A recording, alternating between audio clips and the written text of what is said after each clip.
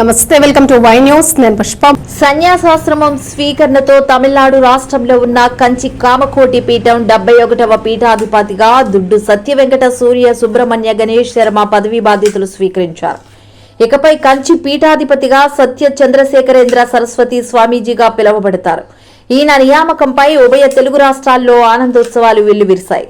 గణేష్ శర్మ ఆంధ్ర రాష్ట్రం కాకినాడ జిల్లాలోని సత్యదేవుని క్షేత్రం ఉన్న అన్నవరం గ్రామానికి చెందిన దుడ్డు ధన్వంతరి మంగాదేవి దంపతుల కుమారుడు కావడం విశేషం.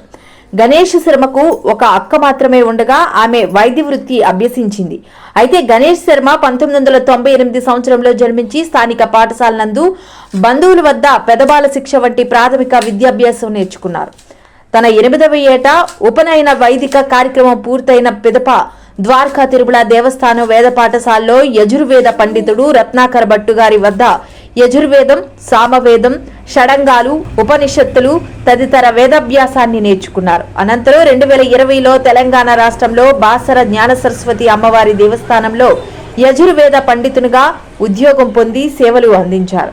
2022వ సంవత్సరంలో జగద్గురు పూజ్యశ్రీ శంకర విజయేంద్ర సరస్వతి స్వామి వారి అనుగ్రహం మార్గదర్శనంలో కంచి కామకోటి పీఠంలో మీమాంస, తర్కం వంటి ఇతర విద్యలు బహుముఖ ప్రావీణ్యాలు అలవర్చుకున్నారు. ఈ నేపథ్యంలో కంచిపీఠానికి 71వ నూతన అధిపతిగా ఎవరిని నియమించాలనే అన్వేషణ కొనసాగుతుండగా ప్రస్తుతం పీఠాధిపతి విజయేంద్ర సరస్వతి స్వామివారు మధ్యలో గణేష్ శర్మ వారు పూర్తి అర్హతలతో ఉండడం వలన ఆయనకు అన్ని పరీక్షలు నిర్వహించి తదుపరి పీఠాధిపతిగా చేసిన ప్రకటనతో తమ పూర్వజన్మ సుకృతంగా భావిస్తున్నామని అన్నవరం వ్రత పురోహితుల సంఘం మాజీ అధ్యక్షులు నాగభట్ల కామేశ్వర శర్మ తెలిపారు.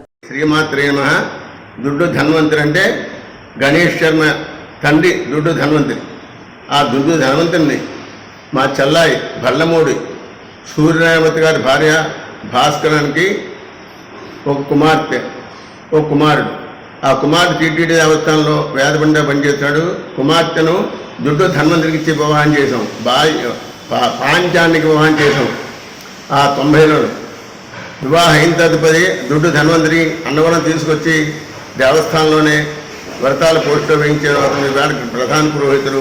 వారి కుమారుడు గణేష్ శర్మ మా దగ్గరే ఇక్కడ విద్యాభ్యాసం చేసి గర్భాష్టమి 8వ సంవత్సరం ఉపనయనం అయిన పెదప ద్వారకా తిరుమల రత్నాకర భట్టు గారు అని చెప్పి ఋగ్వేద పండితులు, చాలా నిష్ణాతున పండితులు.